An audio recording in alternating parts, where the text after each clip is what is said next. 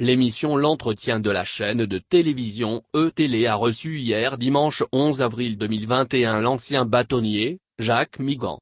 Il a abordé plusieurs sujets d'actualité, notamment les violences préélectorales et les arrestations de personnalités de l'opposition qui en ont suivi.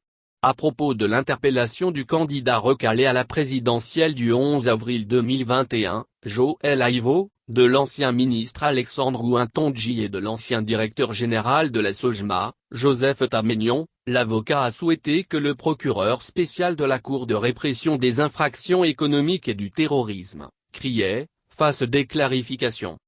Que reproche-t-on à Frédéric Joël Aivo, Jean-Alexandre Ouin-Tondji et Joseph Tameignon placés en détention provisoire depuis quelques jours et semaines? L'ancien bâtonnier Jacques Migan souhaite que le procureur spécial de la Cour de répression des infractions économiques et du terrorisme, CRIET, donne les réels motifs de leurs attestations à l'opinion publique nationale et internationale. C'était à l'occasion de son passage sur l'émission L'Entretien de la chaîne E-Télé ce dimanche 18 avril 2021. Selon l'avocat, tel que le procureur spécial, Mario Metonou a procédé dans le dossier Madougou en exposant à la presse les raisons de l'interpellation de l'ancienne ministre de la Justice, il serait intéressant qu'il en fasse de même pour situer les Béninois. Cela aura le mérite d'arrêter les interprétations tendancieuses. Il faut qu'on explique pourquoi ils ont été interpellés. On ne se lève pas du jour au lendemain pour arrêter quelqu'un. Si on ne vous reproche rien, pourquoi irait-on vous chercher? S'est-il demandé.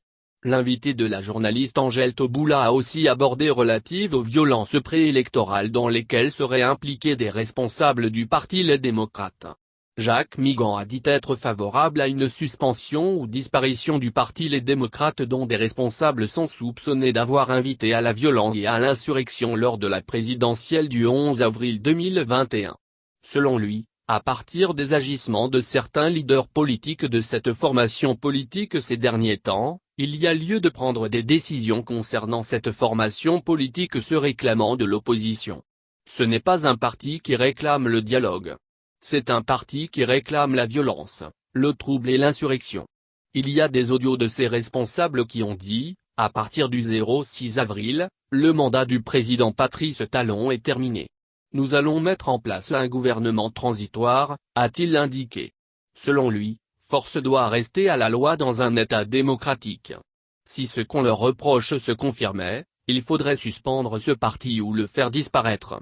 On ne peut pas être un parti appelé à animer la vie politique et en même temps appelé à l'insurrection, a-t-il fustigé.